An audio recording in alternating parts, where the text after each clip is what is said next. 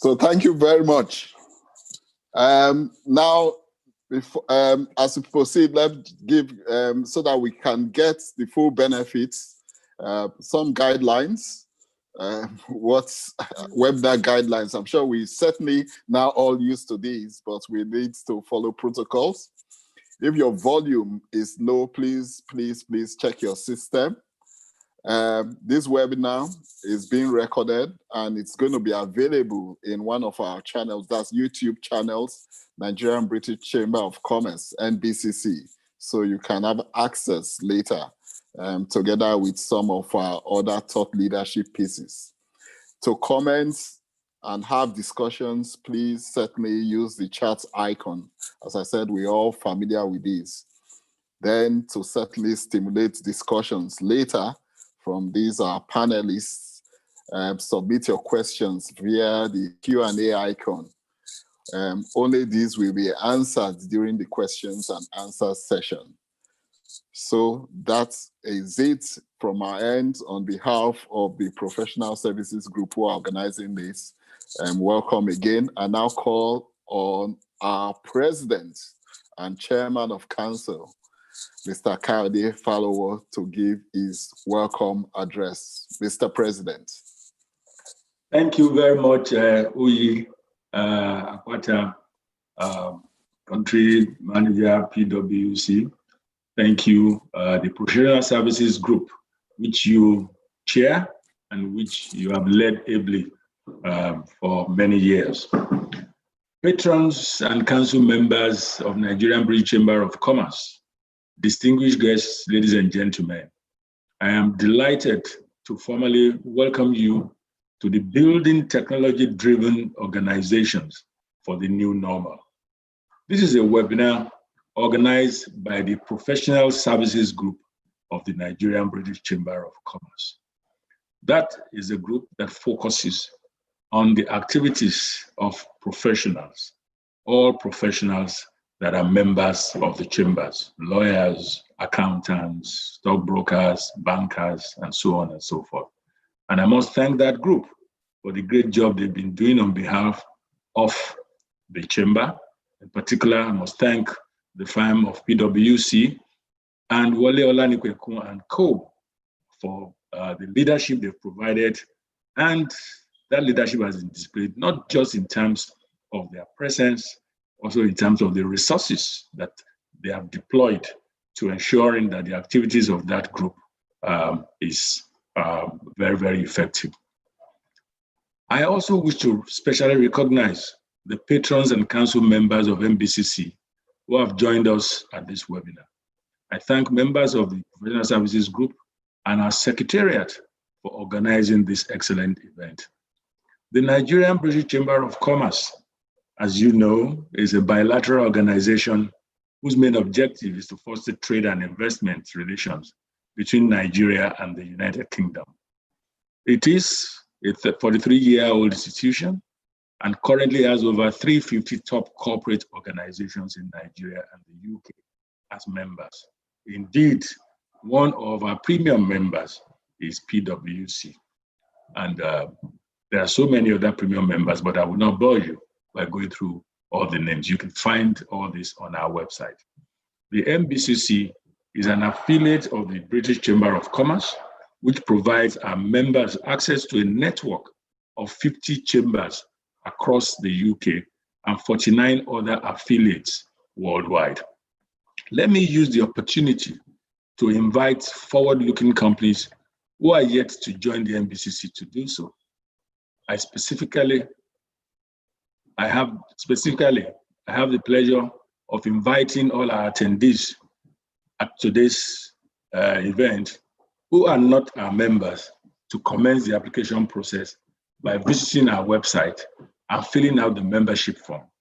Upon completion of the process of admission, you will have access to the tremendous membership benefits of the foremost bilateral chamber of commerce in Nigeria. At this webinar, we shall discuss the importance of technology in today's organizations and how businesses seek to adjust to the new normal. Now more than ever, The role of technology in the business landscape cannot be overstated. Considering the unprecedented circumstances we have all witnessed in the last couple of months, it has become very important that every workforce becomes tech savvy to maintain their competitive edge. As a way of achieving this, we have invited experts and top business professionals to enlighten us on the subject and propose feasible initiatives that will help businesses grow and adapt in the new normal. On behalf of our chamber, I am therefore delighted to welcome Ozovu Ogemodia, partner Udo Udoma and Bello Osagi. She is also the secretary of the section on business law of the Nigerian Bar Association. Ozovu is widely regarded as an extremely resourceful and versatile legal practitioner and has advised clients on various aspects of the law, including corporate and commercial law, private equity, corporate restructuring, mergers and acquisitions, regulatory compliance, labor and employment, and company secretarial practice. She also co-heads the firm's pro bono practice. She has advised on various equity investments, usually leading the teams that carry out legal due diligence reviews in connection with various investments and divestments. In 2016, she led the team that advised Synergy Private Equity Fund in connection with its investment in Suburban, a next generation broadband technology operating in the telecommunications sector. In 2018, she was recognized by the International Finance Law Review as one of the IFLR 1000 women leaders in Nigeria. Our second speaker is a seasoned analyst and consultant with over 17 years consulting experience, working as a business intelligence and financial modeling expert with top companies like Anderson, KPMG, and DBC. He is a registered financial advisor with the Securities and Exchange Commission in Nigeria, a Microsoft partner, and a Microsoft MVP. He is also a member of professional bodies such as ICANN, CITN, CFA Institute, CFA UK Society, and Nigeria. He has advised companies all over the world and in various sectors on self-service. He is Mr. David Brown, Managing Partner, DB Consulting. Our third speaker, Dr. Inua Kashifu Abdullahi, is the Director General, Nigeria Information Technology Development Agency. Unfortunately, Dr. Inua Abdullahi is unable to join us today, but he has sent an able representative in the person of Dr. Vincent Olatunji, Director, E-Governance, Development and Regulation of the Nigeria Information Technology Development Agency. Our moderator at this webinar is Femi Oshinubi. He has 20 years experience in the industry and focuses on consulting on revenue maximization, data analytics, internal audit, enterprise risk management, and governance. In the course of his career, Femi worked with the London top-tier team of PwC London for over 10 years with focus on providing consulting services to media, telecoms, and technology companies. He has a Bachelor of Science degree in Computer Science, an MBA from Warwick Business School, UK, and is a fellow of the Institute of Chartered Accountants of Nigeria. Currently, Femi Oshinubi is the partner for technology and digital leader and for technology and digital practice of the West African PwC. I am quite certain that this eminent assembly of industry leaders will do justice to the subject, and we shall all be better prepared to adjust to these unprecedented times as we go ahead with our various businesses. Ladies and gentlemen, I thank you for your attention, and I wish you a productive session. I now have the pleasure to invite the moderator, Femi Oshinubi, and our panelists, Uzo Ogemudia, David Brown, and Dr.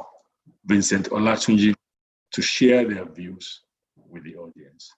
On behalf of the chamber, I welcome you again. Good afternoon, and I do hope that we all have a very, very pleasant session. Thank you very much. Good afternoon, and thank you, Mr. President, for the generous introductions. Thank you, Uyi, for the welcome as well. So we'll go straight into the theme of today, which is building technology-driven organizations for the new normal. And I've got a great panel in front of me, Zoko David and then Dr. Vincent Olatunji, to do justice to some of the key questions that we've got to engage on this afternoon. I'll probably just start before going into the panel questions. Just each of the panelists to give their thoughts on this topic. I will start with Zoko. Just 2 minutes before we go into the questions.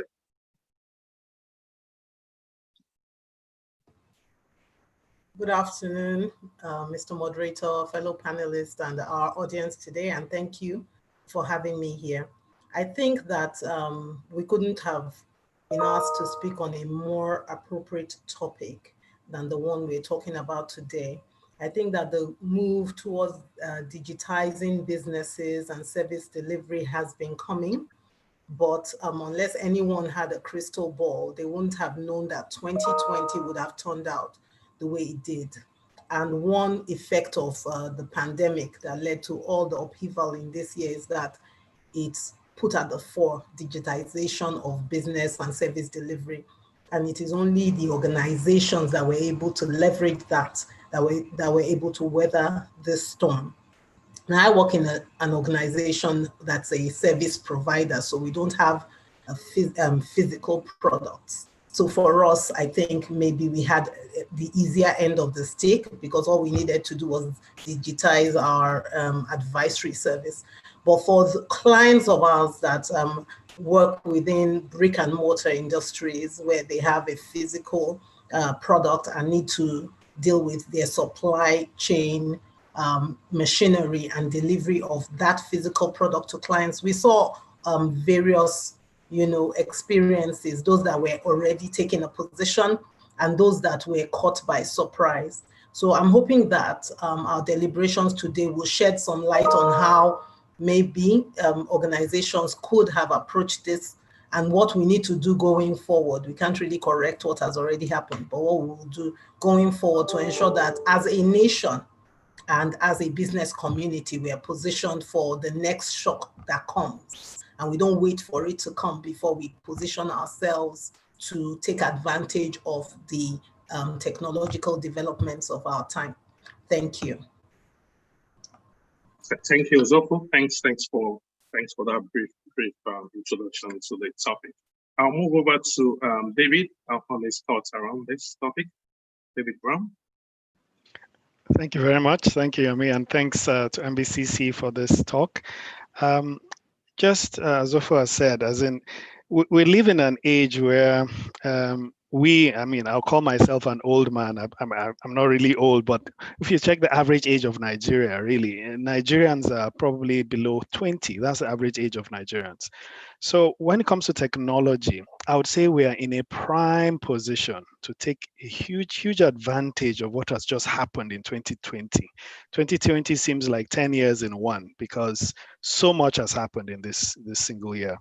But most of Nigerians are digital natives. I mean, I can remember when we used to have only less than 400,000 lines, telephone lines. I can remember queuing with my parents to talk to our relatives in the UK. You queue for an hour, it's an event to go and queue and call and talk to somebody in the UK. I mean, that's technology of the time, right? I mean, we moved from copper cables straight to mobile, and our mobile telephony was more advanced than the US. You can imagine that, from zero straight to mobile. I mean, we are now moving. Same thing can happen with technology, and I think it's high time we take advantage of this, that we have digital natives, because all our kids, you give a kid a mobile, an iPad, they are using it in seconds. So I think it's an opportunity. That's all I'll say, that this is a huge opportunity for us to take, and it'll be interesting to talk about it and see how we can take advantage of that opportunity. Thanks, David, and thanks for that wonderful insight. And I think yeah, we'll just move over to Dr. Vincent, and just 2 minutes brief thoughts on this topic. Thank you very much, the moderator.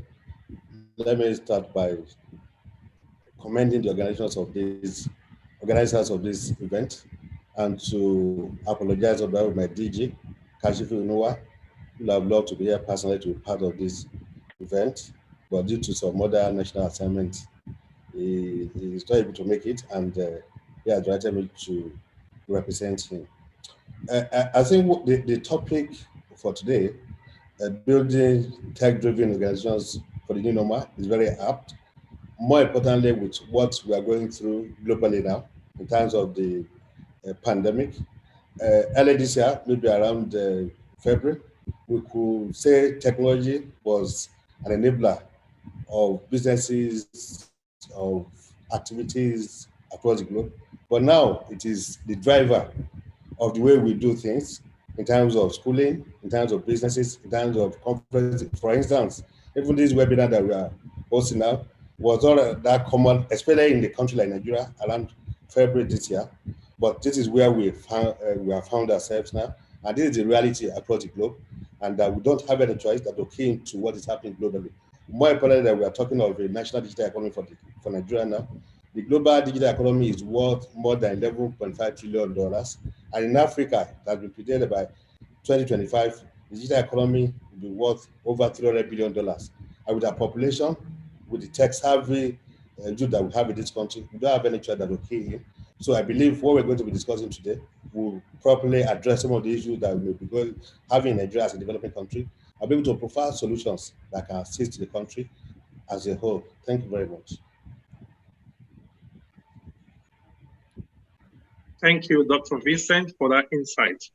Thanks, and thanks all the panelists. I think some of the areas that we want to cover is, well covered from the insights that you've just given in the last 5 minutes. When we talk about the workplace is changing fast, very thick and fast. Technologies, everyone is trying to implement one digital technology or the other. Business models are changing completely. You see a lot of organizations, when you talk to them about, what will happen, even as of last year, in the next 2-3 years, they say, they're not ready for that. So people are being pushed to change their business model. Supply chain, everybody keeps saying just in time, but you find out that the supply chain globally has to change, because you can't rely on, a lot of people actually moving from globalization to localization. So you see huge countries actually saying, now we have to really look inwards now. So what is the need for us in Nigeria, where a lot of things that you think you can just get into the country within 2 days, is going to take 3 months, and they are probably going to take care of themselves before they think about, then again, the digital economy. We have to really move fast, because that's really the new oil. Oil as it is today, you can see the price of oil used to be over $100, now it's around $30. So things are changing very quickly. And that will bring me to, I'm going to focus some of my questions around, a couple of areas, the workplace, as I said earlier, how, businesses are, being forced to rethink their business models. And again, the wide scale of the impact of technology in businesses today. Ozofo, I think I'm going to, go with you first around the, implementing technology in the workplace. If you look at the pandemic, when it started in China around December, we thought, that was a Chinese thing. I remember I was somewhere in Uganda, early March, and a lot of people were rushing to the mall to buy sanitizers. Because, I was in Uganda with some Nigerians, and we were coming that weekend, and they were all rushing to the mall. So I said, what's happening? They said there is a pandemic. I wasn't even sure to get to Nigeria. I thought, no, that's a China thing. And some people actually bought 20 bottles of sanitizer. I didn't buy any. I thought these guys are joking. Even if it was going to happen in Nigeria, I will get there when I get back to Lagos. So this pandemic is really changed things. We revealed the importance of technologies such as cloud infrastructure or video conferencing. Everyone is now doing video conferencing, in enabling seamless remote working. For some companies, this transition has been fairly seamless. So if you've invested in technology in the last few years, preparing for the future, it's been seamless for such organizations. And we can see for some of the surveys that have been done globally, those organizations are thriving. For others, they are used to physical connection. So that lack of physical connection with their employees or their customers or their suppliers has meant less oversight or over workers. And then everybody's churning out emails, meetings almost every time because they were not really prepared. So, Ozofo, in your experience, does digital working lead to increased or decreased productivity? But there's been a lot of discussions around, productivity has gone down in some areas, it's actually gone up. That's the first question. And again, in addition to this, do you think flexible work is necessary part of the future of work in Nigeria? Do you think this is something that is going to continue, and we have to be prepared for that in Nigeria going forward? Okay, I think I'll answer your question from two perspectives. I'll start with the perspective of businesses, then I'll move to individuals. For businesses, I think it depends on the nature of the business. I'd hinted on we as professional services firms having the easier end of the stick.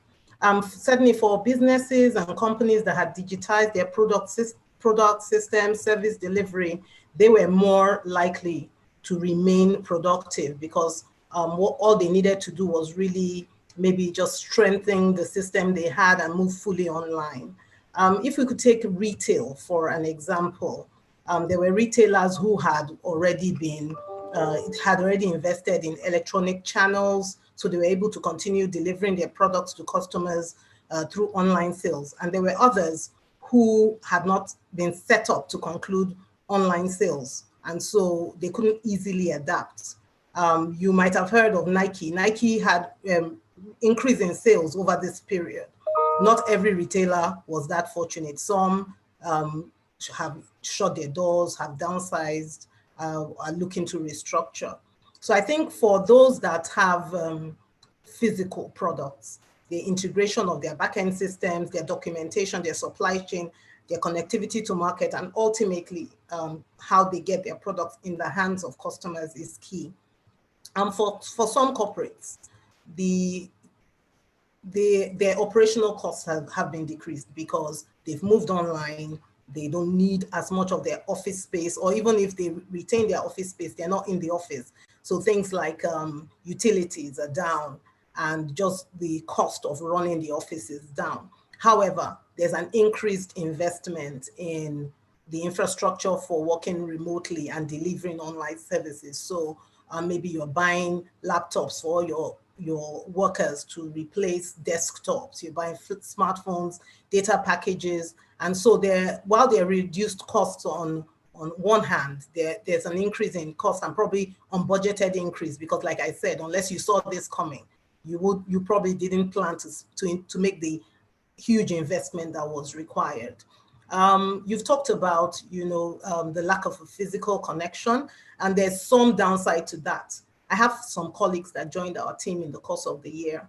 I work with them. I've spoken to them on the phone. I've never met them. It's a bit odd, but clearly we are able to work because we have all the tools we need to work remotely, but it does, there is a feeling of disconnect with your colleagues. And so what we try to do is weekly catch-up calls, virtual team bonding experiences, just so that even though we're physically isolated, we remain connected. And just to say, for my organization, we've been working remotely since March, and we intend to do that till the end of the year. So that's why, I guess for us, I do feel that lack of physical connection. Now, in relation to flexible work, I think Nigeria is not an island. The future of work is flexible. It's been coming. And we've been involved in conversations around this for a while. But certainly in Nigeria, I mean, nobody was in a hurry. There were some progressive employers that had begun to implement maybe work at home on Fridays, but I think that was still quite rare, and the pandemic accelerated this exponentially for all of us. If we took, I'm guessing that if we took a poll of the audience, most people will agree that their dexterity with the use of video conferencing apps, backing up information and accessing information from a cloud-based resource is much improved on account of the pandemic. But I think everybody's experience will be different. For some people, they are less productive. I certainly have spoken with some people that once the lockdown was lifted, they started going to work every day, and they said they were just unable to function at home.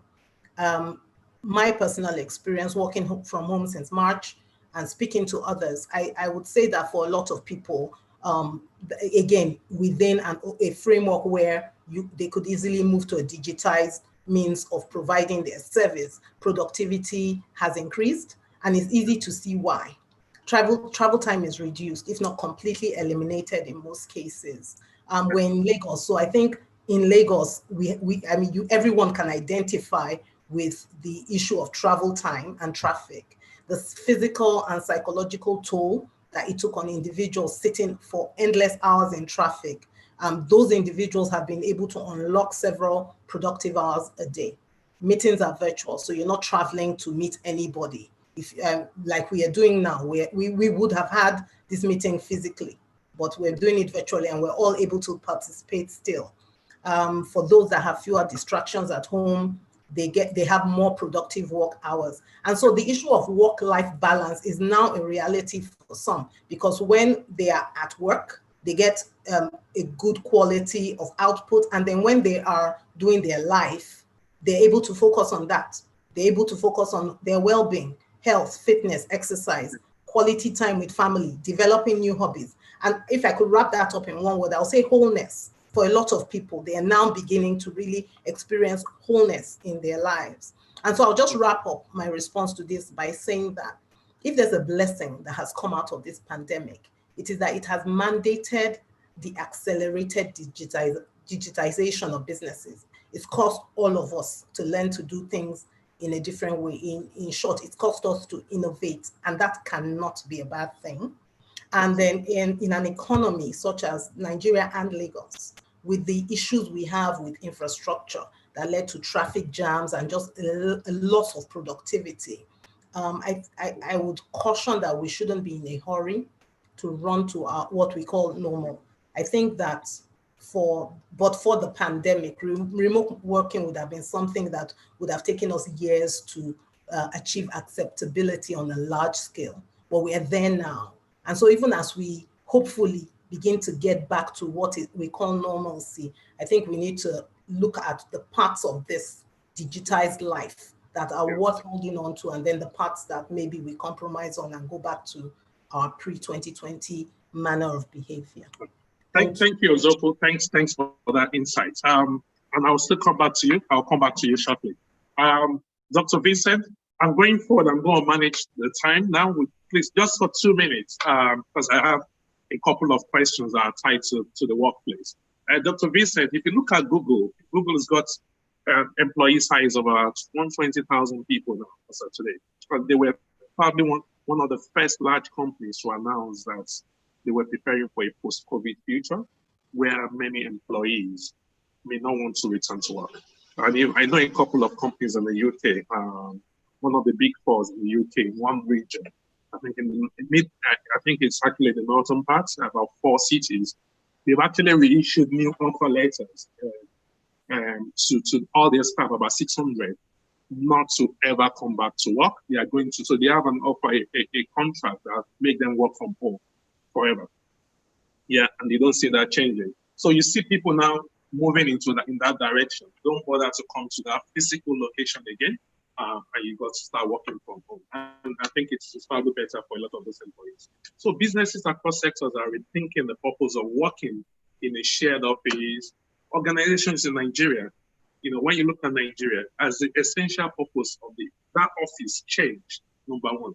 And when designing offices for the future, what role do you think technology play in making sure that purpose is actually fulfilled? Yeah? Thank you very much, Mr. Moderator. I'm glad that you said it's not only Google that is planning to about what to do after post pandemic. So many multinationals, private companies, even in Nigeria here, even public service in Nigeria, everybody is planning, thinking of what to do post pandemic. But the experience has already shown that we don't have any escape from deploying technology. But the question now is, how effective can we do this as a developing country now, in terms of government policy, in terms of infrastructure, in terms of cost of access to digital technologies? And that is where government will come in terms of putting in place appropriate policies, appropriate plans, appropriate strategies to bring down the cost of access. And that is already happening. For instance, we have the National Digital Economic Strategy and Plan. We have the National Broadband Plan. We have the policy of declaring telco or digital infrastructures that critical national infrastructures that will not deploy security agents to secure. And how about the cost of right of way, laying fiber across the country? It used to be very expensive, about 145,000 per linear meter. Now, in some states, it is 145 naira. Some are not even paying anything. So most companies will not have any choice than to move online post-COVID. And that is the only way I think we can really move forward. One, it will be that the cost of even investing in businesses, small businesses that are coming up, instead of paying for office space, hiring people that will come every day, increasing wages and stuff like that. You can work right from the comfort of your home, do your business and get things done. And one thing that is really important about it is like it's building a completely new economy for those in the tech sector. For instance, Johan Eric, the owner of the CEO of Zoom, as at March this year, before March, he was doing less than $1 billion in terms of worth. By March, his worth was about $4 billion. As at early September, this guy was worth $12 billion, this is what came up as a result of this pandemic. Dr. Vincent, I'm going to stop you there because you are getting into an area that I'm going to come back to you shortly around the people. Because a lot of us are talking about these big companies making more money and we can't ignore the people. So let me just quickly ask David something. Then after David, I will come back to you because I'm really interested in the people side, not just the money side. Because we get excited about the dollars, but you have to come and tell me how the people side, what we must do to our people. David, over to you around, and my question is around, there's something in IT called productivity paradox. And that he argues that as businesses continue to invest in more technology, their return on productivity from each investment shrinks. Yeah, it's true that often businesses invest in technology without a clear sense of business needs, which could lead to diminished returns. What key factors should businesses need to consider when deciding on future technology investment, especially now that every naira spent really matters? You go to the board, most board meetings now, the CEO or the CTO is saying, I need another 500 million on this digital technology. Next board meeting, they're asking for money on the same thing. David, what do you think businesses should be considered when they're deciding on future technology investments? So the key thing is to kind of remember why we have businesses. We have businesses because there's a disconnect between a particular product or supply of certain services or products and a customer that wants to buy those services or products. So a business has a key role to play there. But at the end of the day, business must make profit. Even not-for-profits must make profit. Profit is just the excess of revenue over expenditure. I mean, whether they call it excess, it's still a profit. If you don't make a profit, you will die. Simple as that. So what businesses need to understand is this technology is technology to enhance their productivity. And I think the very first thing they need to do is, I'll talk about people, is get their people to become data literate. They need to become data literate. And when I say data literacy, what is data literacy? It's simply the ability to read, work with, or analyze and argue with data. So the most important thing, or the core thing there, is data. Now, how they have to become data literate, and then you have to understand, okay, where is data? Where does data lie? And how can I use data to improve my productivity and improve my profitability? So if technology, the very first thing technology needs to do is enable me to use that data and scale. So what I would advise companies to do is use a framework we developed. There's a framework we developed, which is very simple. is data-driven decisions. How do you make data-driven decisions? How do you get to data-driven decisions? I'll just give you 3 A's. 3 is a very simple framework. The 3 A's you should go through. The first A is, how do I acquire data? So this technology, is it helping me acquire data more efficiently? The next A is, how do I analyze that data? What's that processes are taking place that allows me to quickly and efficiently analyze that data? And then the last A is, how do I act on that data? So you're acquiring data, you're analyzing data, you're acting on data. This should be the basic literacy for anybody. Before you now look at, okay, how do I now scale? I now know how I acquire data, how I get the data is more efficient. This technology is helping me acquire, it's helping me analyze, it's helping me act on that data. Then the next thing is, how do I scale? Can this technology allow me to scale, such just like Zoom? I mean, our last speaker talked about Zoom. Zoom scaled. Why? Because they've covered that first 3 A's. And what now allows you to scale is another 2 A's. The fourth A is automation. How can I automate? And then the last is assistance. How do I get assistance? What do I mean? The automation piece, you're saying, okay, I've acquired data, I've analyzed data, my technology allows me to act on the data. How do I automate that process? How do I quickly automate it to scale? Right? And lots of American companies and stuff, you hear them, Baidu and Chinese companies, it is that scale bit, that scaling bit, that's automate.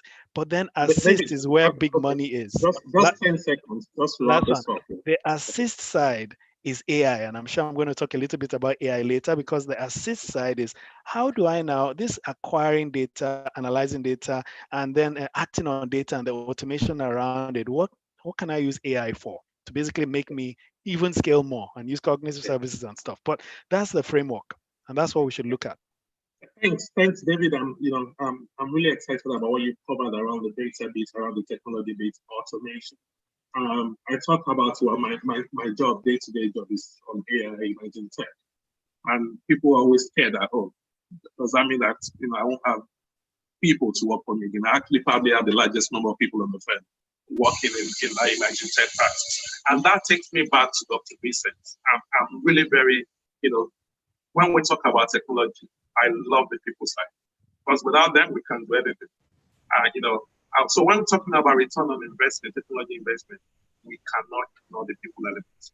Organizational culture and the digital maturity of your workforce can be a key stumbling block in technology implementation. And you mentioned that briefly, around the scaling the technology, but more importantly, the people side. So Dr. Vincent, with technology adoption increasing rapidly, how can we rethink the way we are digitally upskilling our workforce in order to keep up with that technology investment? Dr. Vincent, over to you. Thank you very much. I will speak from 2 perspectives. One is on the part of the private sector organizations and public sector organizations. And again, I will break it down to Nigeria based on experience, what is happening. One, in the private sector, I think it's part of their culture to ensure that they do continuous human capital development. Any company that does not really invest in human capital development, in no time will be out of business. Because technology keeps changing rapidly, and you need to catch up. You need to catch up for you to be relevant to whatever you are doing in your businesses. Because now, it is no more the era of developing digital strategies for your businesses. It is the era of developing strategies for your digital businesses. Every business you want to think of is going digital now. Even market women, retailers, small holding businesses, they are going digital now. Even with the use of the phone and everything, you can call, make reservations, make orders, requests for one thing or the other, and you pay online. So it's not, we are not even looking at it from the very big techie sector, but even from small businesses, there is no escape from it. And what we need to do is to ensure that we develop appropriate plan for capacity building. Even the small scale businesses, the market women, by the fact that they can use their phone to make calls, they can receive alerts from their bank accounts. That alone is like, they were not doing it before. They were not like 10, 20 years ago, but now they believe they have to do it. We are doing a pandemic. A lot of them were home. Their customers will call them, please, can you get this for me? Can you get tomatoes for me? Can you get vegetable for me? I'll transfer money to your account. They'll say, oh, madam, I've got the money. This is on the part of private, not talk of now the big firms, which is part of their mandate, part of their plan to ensure that they invest heavily on human capital development. Now, come to the public sector. The rate of adoption of technology in the public sector is higher now than what it was 10 months ago. For instance, even at the Federal Executive Council level, they hold virtual meetings now, do virtual approvals, and that is something that some ministers never did it. But with the pandemic, we put up a mechanism to go put them through. We bought laptops for them. This is how to do. Go log in. This is how to participate and stuff like that. Initially, it was difficult for them, especially some that were not really computer literate before or digital literate before. But now they believe, well, we don't have anything. We don't have any skill. We have to do this. Now, what we have done with them was to build their capacity, to train them. Then the public sector, where we are talking of the Nigerian digital economy, we've embarked on massive training, because part of the major pillar in national digital economy strategy is what we refer to as digital literacy and skills. Even the factors, elements of production, we talk of people, we talk of processing, we talk of technology. If you have your technology in place, you have the processes, you don't have people to drive technology, you can't achieve anything. And that is how human capital development is really key as a major pillar of the national digital economic strategy and policy. So for any company, for any government organization to be able to key into what is happening now, that is going digital, we don't have any choice than to train our human capital. In fact, in the public service now, IT proficiency is now one of the criteria for employment, for promotion, even up to the level of permanent secretaries. And we believe with continuous capacity building, be able to really create the awareness, let them know what they can do with technologies, and for us to be part of what is happening globally. Thank you. Thank you, Dr. Vincent. And I'm still coming back to you in terms of NITSA's role in all these things we're talking about, because you guys, I think you should be leading a lot of things now in Nigeria when it comes to deploying technology, especially for the public sector. So I'm coming back to you because I'm really interested in that area. But outside of working practices generally, we talked about implementing technology, upskilling the workforce. Outside of that, the changing landscape has also forced businesses to rethink the way they execute their core operations. Generally, you see supply chain changing, demand and supply, and all those things. There were a lot of things around, just in time when we were doing our MBA and all those things. All those supply chain models, all of them are crashing. So my next question goes to Ozofu. Ozofu, over time, the global supply chain has shifted to fit into, lean operations that see companies top minimal inventory. The pandemic has highlighted one weaknesses of this method of solving the demand and supply equation in the high potential area of shortages, especially for essential products and services. So what lesson must we take moving forward for essential services? And is there a role for technology in this area at all? Okay, I think that in relation to essential services, part of our vulnerability, certainly in the country, is dependence on imports. So for healthcare and pharmaceutical products, our supply chain is only as strong as our connection to the source. And so I think that for essential services, when I think of healthcare and pharmaceutical products, it's two-pronged. We need to focus on how we localize production and distribution. We need to focus on how Nigeria can position itself as a hub, maybe a hub for manufacturing and for distribution of healthcare products. Even the big nations, everyone looks to China for something or the other. India's pharmaceutical industry depends heavily on China for raw materials.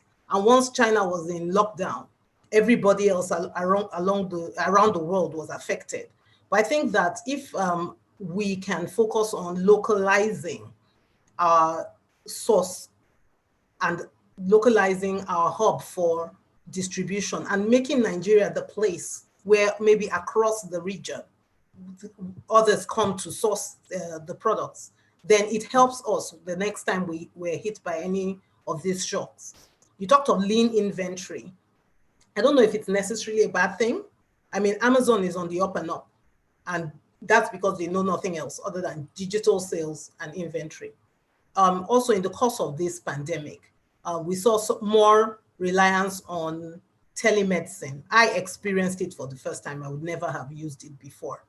But for, minor medical consultations that don't require you to get in a car and drive to the hospital, I think it's something else we also need to look at, how we leverage on technology to deliver telemedicine services for maybe primary care, those that do not need you to actually come in.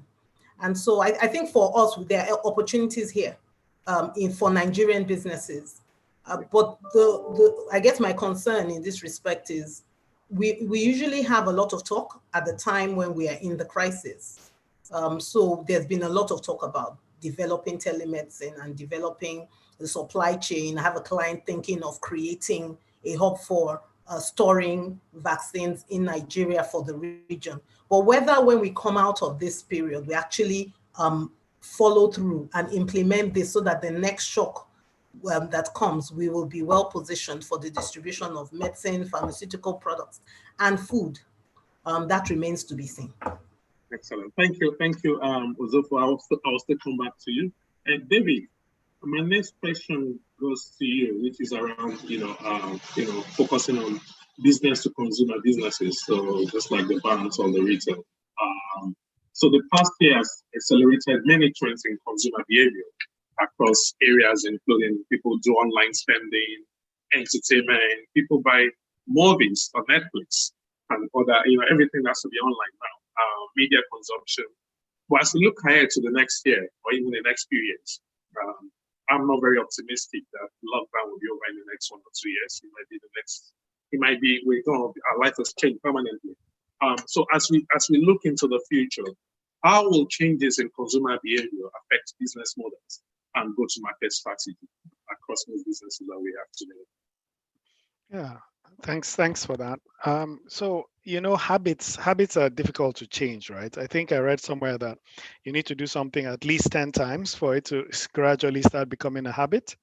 But the whole world has got into a new habit, right? I mean, the pandemic has put us into that digital space. I mean, there's some people that have never really used the computer to do a Zoom meeting, just as we've discussed, but they've been forced to imbibe that new habit. So it's an interesting dynamic. People need to take advantage. Some people that were already primed to take advantage, just like our last speaker said. I mean, Zoom moved from, how many thousand lines to 500 million lines or something like that, and their profitability went up. Of course, they were already primed to take advantage of that. So I think we need to think out of the box. Nigeria has an opportunity. I was talking to someone and saying, okay, what do you think will provide the most employment for Nigerians? As in, how do we take good advantage of this? People say agriculture and stuff, but frankly speaking, I think our youth are so talented that digital nativeness that they have can be used to transform services that they're going to sell to Canada. You shouldn't run to Canada, but work for Canadian companies sitting here and doing your digital marketing, doing just digital marketing. Take that as an example. A graduate or even someone from secondary school can become a digital marketer in 6 months. You need some proper literacy, you can speak well and everything. You get training to be a digital marketer in 6 months. So when we talk about the B2C strategy or B2B strategy, it's even a C2B strategy where you as the B2B strategy, where you here can become your own company with your laptop, learn digital marketing skills in 6 months and sell that digital marketing skills to anybody in the world because you've got that certification internationally recognized. You're sitting down in your room somewhere in Ekiti State, and you have a little bit of the infrastructure. You have lights, you have power, maybe your laptop probably battery will last for eight hours, right? That's a different story. But even at that, you'll be able to get that skill set that will be able to bring foreign exchange to you, sitting in one village somewhere in Nigeria. That I think is the big transformation that is coming. And that's the opportunity to sell to that foreign market and even to sell locally as well, because we also need that. We also need that skill. I think to take advantage of this and how the market is changing is to take advantage of that complete retooling of how we work and who we sell to and what is the export. Export is not just a physical export.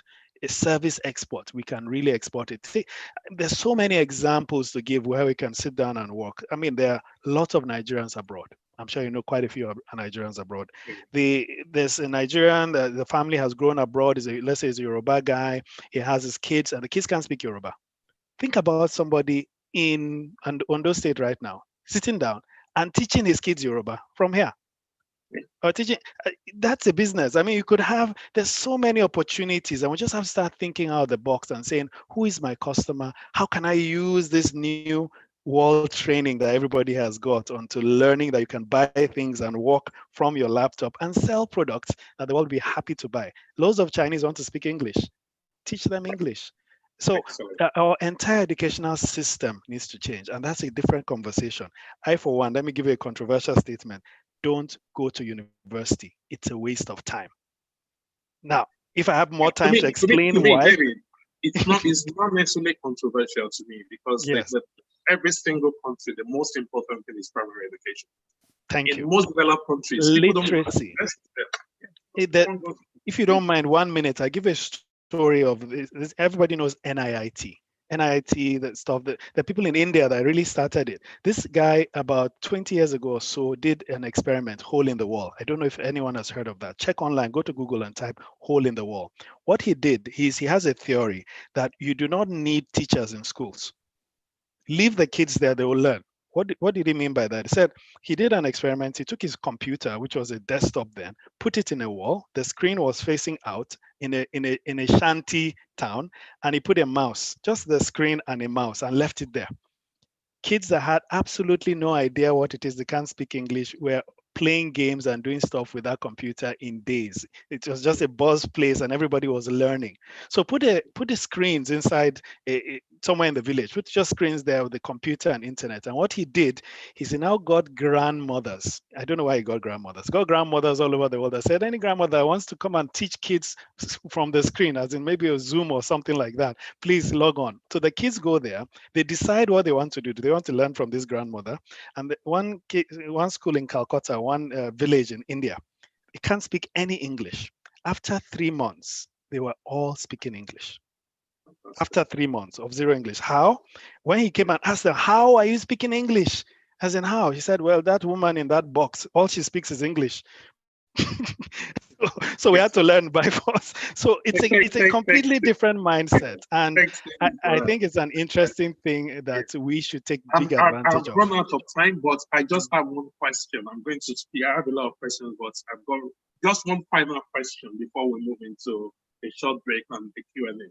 And that goes to Dr. Vincent, and it's around around the role of NITA. So as we look into the future, it's important to think about how we maximize the impact of technology to have the widest social benefit possible. So, Dr. Vincent, one of NITA's core objective is to build a digital society and improve digital literacy and skills. How can the government take advantage of the current situation to drive the country closer towards the digital age and a more digital economy? In maximum 2 minutes, please. I will stop here exactly 2 minutes. Thank you. Can you unmute your mic? Yeah. Sorry about that. Thank you very much. I said before that government is already preparing for a digital economy for this country. And this started with the launch of a national digital economic policy and strategy by Mr. President in November 2019. And the policy has 8 major pillars.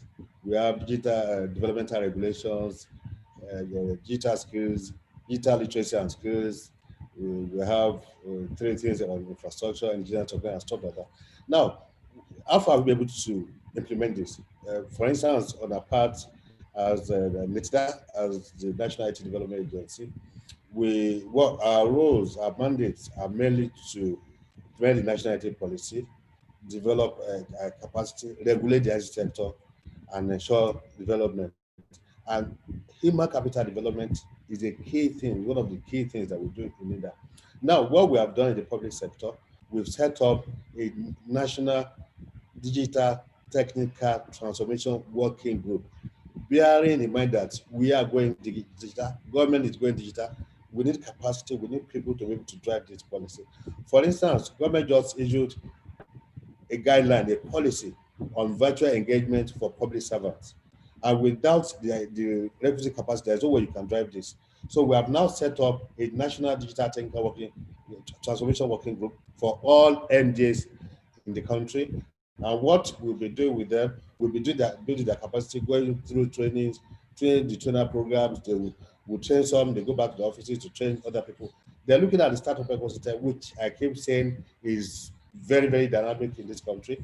And they have a lot of fantastic ideas that can compare to anyone in any part of the world. We are now looking at building their capacity to, like somebody just mentioned before, that people don't need to go to school. We are now focusing more on skills than certificates. You have certificates, you can't do anything. Whereas in this sector, your skill is more important than the certificate you have. And that is why we are now trying to identify people who have skills, but who don't have certificates. Then we try to really probably train them to be able to for them to be relevant in the digital economy sector, to make money and make their own input. We are trying to see how we can create small businesses, entrepreneurs, because the area of coming out of university with your certificate, no skills, you are looking for government work, it's over. It's what you can do, what you can deliver. By the time we're able to train you, you employ yourself, employ people, and you become an entrepreneur. And there's so many funding opportunities, because the next thing they will ask you is, how do I get funding to be able to set up my own business? Having gone through this training, to acquire the tools for access, to even employ people, pay salary and so on. There are so many funding opportunities now that are available. The public service, NIDA is there, CBN is there, Bank of Industry is there, and so many others. The development partners, we are working with a lot of them too, to be able to provide funding for those that were building their skills, for them to be able to become entrepreneurs, employ themselves, employ people, and contribute to the national. Thank you so much. Thank you so much, Dr. Vincent. I'm sure the attendees will have questions. We'll still take questions for about 20 minutes. But just before we get into the Q&A session, we just want to recognize the sponsors. So I think we've got 1 or 2 minutes for sponsors and adverts. Can we put that on? Then we'll come back to the Q&A. So attendees, can you please wait, please, here for 20 minutes?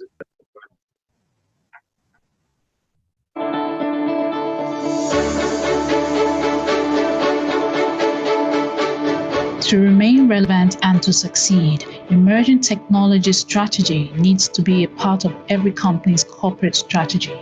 At the PwC Experience Center, we combine business understanding, human insight, and the power of emerging technology.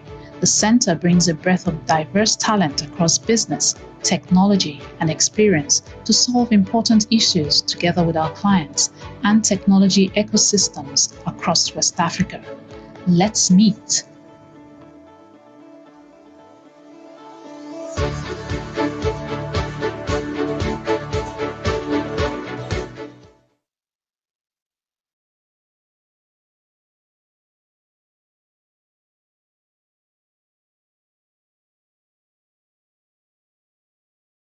Excellent.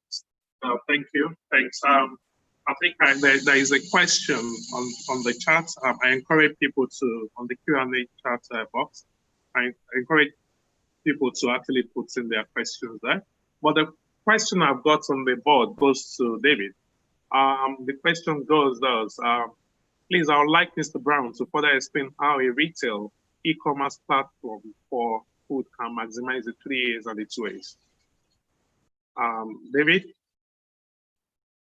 if you can explain how a retail e-commerce platform for food can maximize the 3 A's and the 2 A's. So a retail e-commerce platform, obviously, sorry, hold on. Can you hear me? I think you can. Right. So again, it depends on the full structure. So you have a supply chain mechanism that you really need to ensure that your supply chain works pretty effectively. And the route for communication works with your customers and all the advertisements around that. So let's say the acquisition of data. How do you acquire data? So you're acquiring data on your users, understanding exactly what they want, when they want it, what do you need to stock, which vendors do you need to really work with to ensure that that supply, because food, of course, is fine. I mean, you can't keep something for 2-3 days. You need to use a bit of AI. And how do you use AI? You should forget the AI bit for now.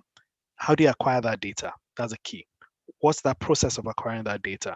And after you've kind of streamlined that process, and then you take that automate bit to automate that process. Now, what's the best route? You use one of these grid providers. I call them grid providers. When it comes to AI, you either going to develop the AI yourself by becoming a data scientist and you're doing everything yourself, or you use somebody that's trying to build a grid. Now, Google is building a grid. Microsoft is building a grid. I can speak to Microsoft as a Microsoft partner. So they will have that technology, AI technology in the back end. All the data science happens in the back end, and you are taking that front end. You're plugging to that front end where you don't need to be the data scientist. You're seeing cognitive services, pictures of certain products and stuff that will now tell you, oh, this is a tomato puree or something like that. So how do you take advantage of that front end grid from those providers to kind of build out your AI infrastructure without having to invest in data science? I would advise you use the grid. So acquiring that data, how do I automate that process? And then all the AI and cognitive services that you need to analyze that data and predict precisely what it is people would need. Maybe it seems like every Thursday for some reason, this is what happens. Your AI will tell you. So you're now stocking that, because if you miss that stocking, or you miss for a food, a perishable item, it's going to be really, really detrimental to your profits. But you can't do things manually. So you definitely need to invest in AI. So acquisition of that data, you analyze that data, then you act on that data, and the acting bit will be AI that's acting in your assistance. You're training it and learning from your data. So your data is the gold. And that is how I think I'll advise you build your network. So you go to market with a grid system, and then eventually, maybe that's working very well, you can build your own AI that you can constantly train, and that will be what you're selling. Let's assume you want to sell in 5 years' time. They're buying your AI, they're buying your data, all this data about how people consume your product for the last 5 years. That's what they'll be buying, not necessarily your business. Is that data. Thank you, David. I don't have a question on the chat board, on the Q&A box at the moment, but I've got a question that I wanted to ask Ozofu. So Ozofu, while waiting for the attendees to ask more questions, Ozofu, when we look at efficiency, cost, and proximity to markets are values that are underpinned today's widely accepted operating model. So people are always saying, "Oh, is it efficient? Is the model, are you trying to be, are you as efficient? Are you getting all the cost savings as much as possible?" But these models are not necessarily designed for resilience in a crisis situation. The last time a pandemic of this nature happened was 1920, about a century ago. So recent months have also shown us the benefits of being agile, with businesses pivoting to e-commerce, physical events. Like this would have all been at the hotel now for this event, or rental, physical events becoming virtual, or even capital being raised quickly through crowdfunding. The way people raise funding is really, really excellent these days now. But when you think about the new normal, are there new tech-enabled business models that you see having more longevity or being more sustainable? Or alternatively, are there models that will no longer work in a world where global crisis can spread so quickly? Ozofu? Let me just check that I'm not mute. Okay. No, I can hear you. Yes. Okay. I think that the models that will work going forward are those that are built for sustainable long-term growth. As we have seen this year, the businesses that thrived, in fact, some did better as a result of this move to a virtual world, are those that were already they already had a long-term view as to the fact that we are in a digital age, and they were already taking a position on how to move their product and services digital. So I think that sort of foresight and planning and strategy that takes advantage of the technology of the day will position businesses to withstand shocks. Like you said, the last pandemic was a century ago.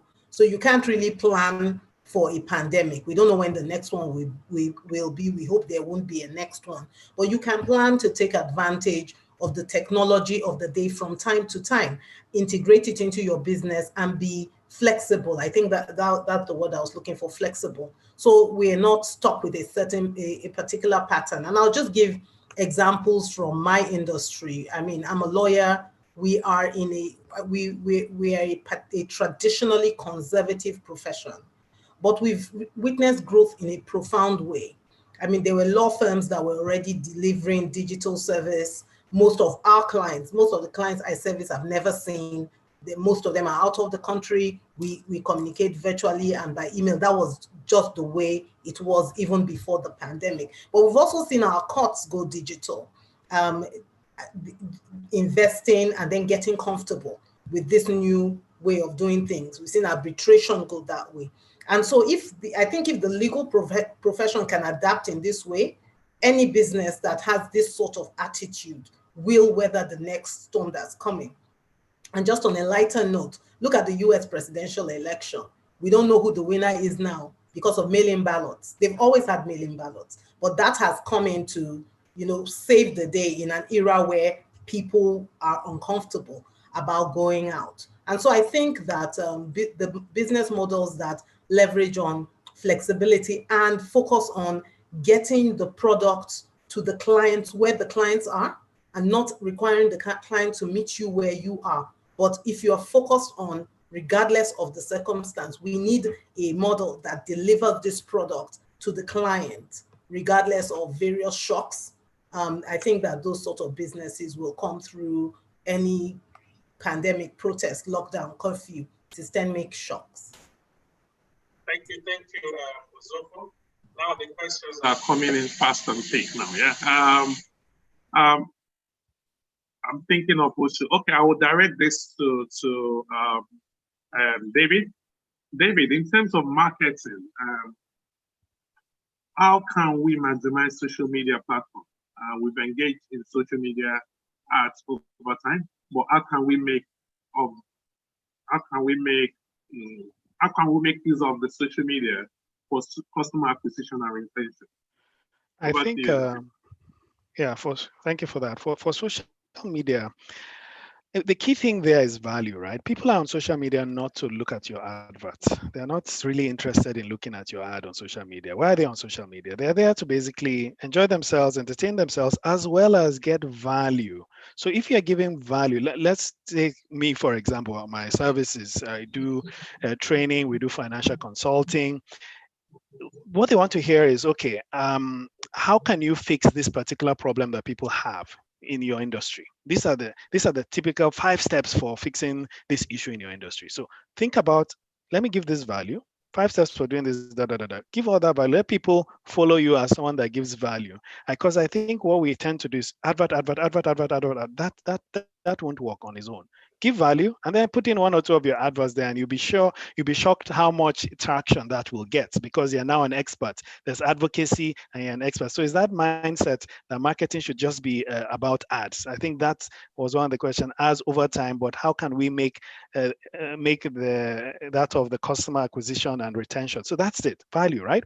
Customer lifetime value, you get in your customer acquisition cost. How do we acquire this customer? And then how do we keep this customer? Keep on nurturing them.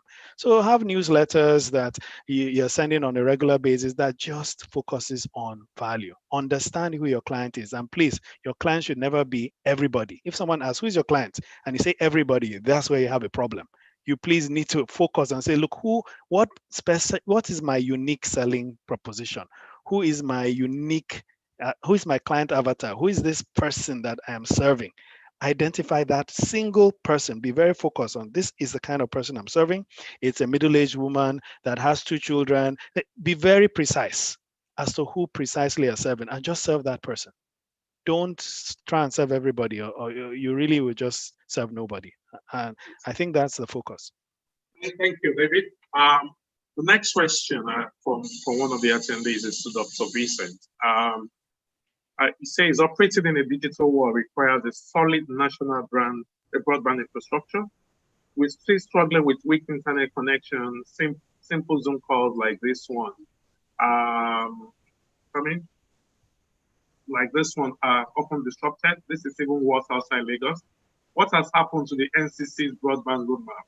And what's government doing to increase capacity, especially in country beyond Lagos? Dr. Vincent? You are representing the government today, yes.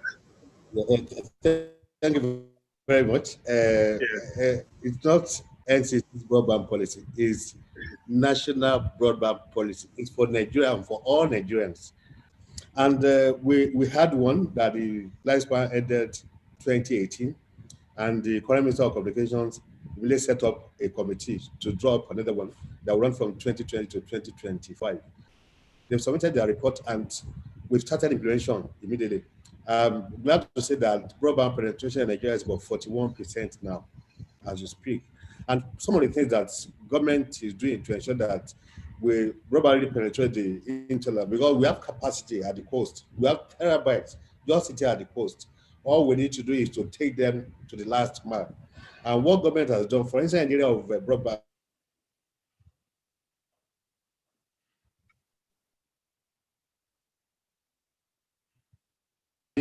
really huge. It was about 145,000 naira per linear kilometer.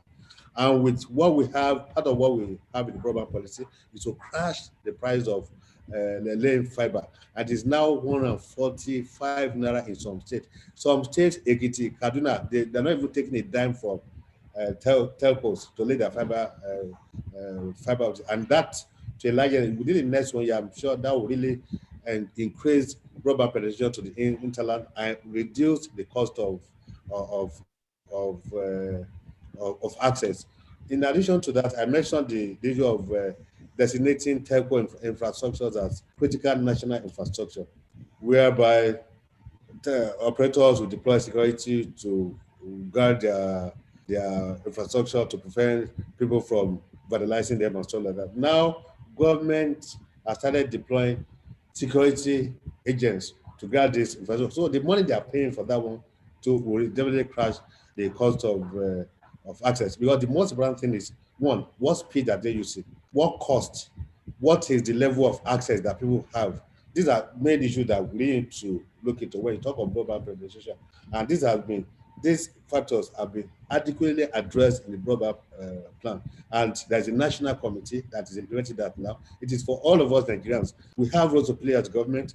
Private sector organizations that are coming to invest have role to play. What government is also trying to do is to create the enabling environment to receive if the cost of investment on the part of private sector, and to give them opportunity to be able to invest and make their money as quickly as possible. Now, part of what they need to do, you can't invest only in the urban areas where you can make your money as quickly as possible. Part of what is mandated for them to do is to ensure that they penetrate the rural areas too. Because where you have over 65% of Nigerians residing in rural areas, and you're just talking of Lagos, Kano, Port Harcourt, Kaduna, you have not done actual penetration. Yes, most businesses are in these areas, but how about ordinary Nigerians who want access? For instance, you want to check your wife results, you want to check your job results, you want to check your NYC posting. You don't have to come to Lagos or Ibadan, Port Harcourt or Kano to check. You should be able to do that right in the comfort of your room in your village. And these are some of the things that the broadband policy is trying to address, and we have started the implementation. And I'm sure within the next 1 year, because that was the one that will run from 2020 to 2025. It was launched March this year, and I'm sure by the time we operate the implementation for more year, we'll start getting results. And we are getting already, because it has gone up. Penetration has gone up to about 41% currently. Thank you so much, Dr. Vincent. Because of our time, I'm only going to take the last question here. And that question goes to, I won't take any other question because we need to wrap this up in 2 minutes. So David, you have less than 2 minutes. And the question goes to you. It says, with youth consciousness emerging on political scene in Nigeria, I'm sure we all know what this person is referring to. What are the best capacity building technology data applications to bring things up to speed as soon as possible, especially in terms of legislative aptitude and political enterprise effectiveness? Okay, David, over to you. Quite a loaded question, and I would like yes, and obviously, I mean, it is an important question. I started my talk by saying that we are a youth economy. I think the average age of Nigerians is about 18.7 years. I don't think it has moved up or down from that. So we're youth-led and we're digital natives. So since we're youth-led and digital natives, and it was very clear from the protests recently that that's where we are. But one important thing is education. How many here can say that they have read the Nigerian Constitution? I'll have to confess I haven't finished reading it. I read a few things there, but I haven't. So there must be education. We need to educate ourselves as to what it is being a Nigerian. You should know all these things. How many of us know who is our local government chairman? How many of us know that? How many of us know what are the qualifications to become a local government council member? How many of us have that literacy? So it's organizing those educational seminars, webinars, which is so easy to do now. I mean, you can just do a Zoom call and everything and educate yourselves on your rights, and then hold your politicians accountable. It's a very simple matter to hold people accountable when you know what it is that they're supposed to be giving you. So you hold them accountable. Let me give you an example. I'm a member of the ICANN Accountability Index. I'm a founding member. We built a detailed structure for public finance management, understanding public finance management across the country, every single state and the federal government, on how well are they managing your finances. Our laws are very good in Nigeria. That's one thing you have to understand. Our laws are very good. And there are certain things that should be available in the public domain. So what we do is we have a criteria, a very detailed criteria for assessing every single state, parastatals, everything, and federal government on their public finance management. The report is online. Please go check, download it, ICANN Accountability Index, and we're already doing the latest report is going to come out. Take that document, for example, go to your states there and ask your state governor, ask your state council or local government chairman. Go there and say, okay, what are those things in the budget? Which roads were supposed to be there? Go there and check. Take your phone, take a picture of the road. There's no road. Ask why. So that is simple things you could do to hold people to account. And then, of course, I would say, let me ask another question. What's the meaning of youth? What's the definition of youth? I see an old person and say that he's a youth. I get really confused. I don't even think I'm youth. So what is youth? Can we even define what that means? Is it below 30 or is it 35 and below? I see somebody is 50 and he says youth. I'm like, how? how is that youth? So I think that's a different conversation, but let's educate ourselves. There's some of us that have this knowledge, share it, public forums and everything. And then when there is a policy out there and they're doing a public hearing, do you even know what public hearings are going on right now? We don't. So the key thing is use this communication media, this phone. This is all you need. We don't need any special technology or whatever.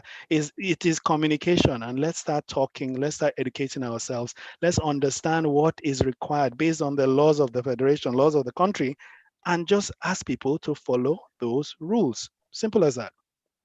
Thank you so much. Thank you so much, David.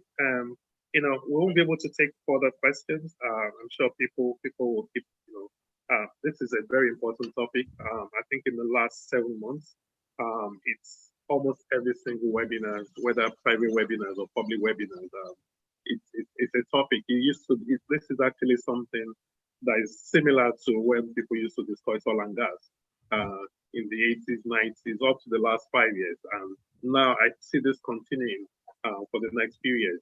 Everything will be digital. So, before I hand over to the Vice President, Prince Bimbo Olashere, to give a vote of thanks, I would, probably, just, say thank you so much, Uzofo, Dr. Vincent, and David. I think you've done a great justice. And we can keep talking about this very important topic for the next few hours if we got time. But I think we just need to stop at this stage. But, I'm sure NBCC will really appreciate your wealth of knowledge and experience in delivering this particular discourse. Thank you so much. And I'm going to hand over to the Vice President, Prince Bimbo Olashere, at this stage. Thank you. Thanks, guys. Thank you very much. First of all, is to thank all our attendees for attending this webinar titled Building Technology-Driven Organizations for the New Normal. For me, one particular sentence that came on very early, that's the takeaway for me, is that if you build an organization that is technology-driven, you will have free time to lead a more wholesome life. I think that, to me, is a very big takeaway. So if you define yourself, I want to lead a wholesome life, you have to invest in technology and make sure your firms also are technologically driven. So to give a vote of thanks, I think first of all is to thank the Professional Services Group of Nigerian-British Chamber of Commerce, led by Mr. Oye Akpata, who is the chairman. He's also the managing partner of PwC. Thank you for organizing this wonderful webinar. Obviously, to our speakers, Ozofu Ogemudia, who is a partner with Udo Doma and Bello Osage, David Brown, founder and managing partner of D. Brown Consulting, and Dr. Vincent Olatuji, representing the National Information Technology Development Agency. Thank you very much. And again, sincere thanks to our moderator, Mr. Femi Shunubi, who is a partner and the technology and digital partner for West Africa in PwC. And thank you for sticking to our time. We are finishing right on time. So thank everybody for participating. A big shout out and thank you to our sponsors, PwC and Wale Olanipekwu and co-legal practitioners. Thank you very much for sponsoring this. If you've enjoyed this particular program and webinar, we have our upcoming programs coming up. The first one is the oil and gas downstream and midstream sector webinar, and that is being held on Thursday, November 12th at 12 p.m. in which we have some wonderful speakers all lined up. Headline speakers are Mr. Tony Atta, Managing Director, Chief Executive Officer of the Nigerian LNG Limited. Also, we have Mr. Tunji Oyebanji, the Managing Director, Chief Executive Officer of Double One PLC, formerly Mobile. And we have a moderator, Mr. Mahmoud Tuko, who is the Group MD of Ash Group. So that is coming up on the 12th of November. Immediately after that, on the 18th of November, we have our African EduTech Conference with the theme Jobs, Education and Technology, the New Normal. We have a special guest of honor being the Honorable Minister for Education, Malam Adamu. And also we have the Honorable Commissioner for Education in Lagos State, Mrs. Falashade Adifisayo, as our special guest. And we have a co-host as in the MD of EduFirst Nigeria Limited. So that is coming up on November the 18th on Wednesday. After that, we come up with our review of the Nigerian economy. We are fast coming to the end of the year, so we are looking forward to the year 2021. So we have our Nigerian economy review and forecast, which is being anchored by Mr. Dr. Biodun Adedipe, who is the Chief Consultant of B. Adedipe Associates Limited. And the moderator will be Mr. Bola Onodele Koko, who is the Chief Executive Officer of FMDQ Group. That is coming up on Thursday, November 19th. Please try and make that a date. Thursday, November 19th at 12 p.m., where we try and look forward to next year, and you can get an insight as to what to look forward to. And we'll be rounding up with our Agri-Food and Conference exhibition coming up on Thursday, November the 26th at 1 p.m. to 4 p.m. Our speakers there will be Onyeka Akuma, the founder and CEO of Farm Crowdy. Also, we have Tawo Oyadiro, who is an associate director with PwC, and the moderator will be Mr. Shola Obabori, who is the managing director of Resta Express. So again, that's an area that is a fast-growing sector of the economy, which is the agri sector. Again, we have that conference coming up on November the 26th with the theme, Post-COVID-19 Prosperity for Agribusiness in Nigeria. So those are our events coming up for the rest of this year, starting from next week. And I hope you'll all be able to join us. If you've enjoyed our program, please, you can join us at NBCC. You can join us to be a member. You can contact Osareme Okwe, who's a membership officer, and his details are shown there at osareme.okwe@nbcc.org.ng. So to be a member, please, you can contact us, and we'll be pleased to have you with us. You can also follow us on social media. We are on Facebook, we are on Instagram, we are on LinkedIn, we are on Twitter, and we have our YouTube page. Even this particular seminar is being streamed live, and you can go there to go and watch it all over again. So you can follow us on social media. So again, on the final note is to thank everybody for joining us on this particular webinar. And in particular, we keep on thanking our sponsors, PwC and Wale Olanipekwu and Co. for this webinar, Building Technology-Driven Organization for the New Normal.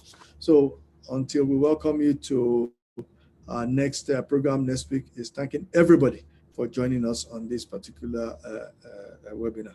So on behalf of the President and Chairman of Council of Nigerian-British Chamber of Commerce, Mr. Kadi Formula, I thank you very much for joining us, and I wish you well.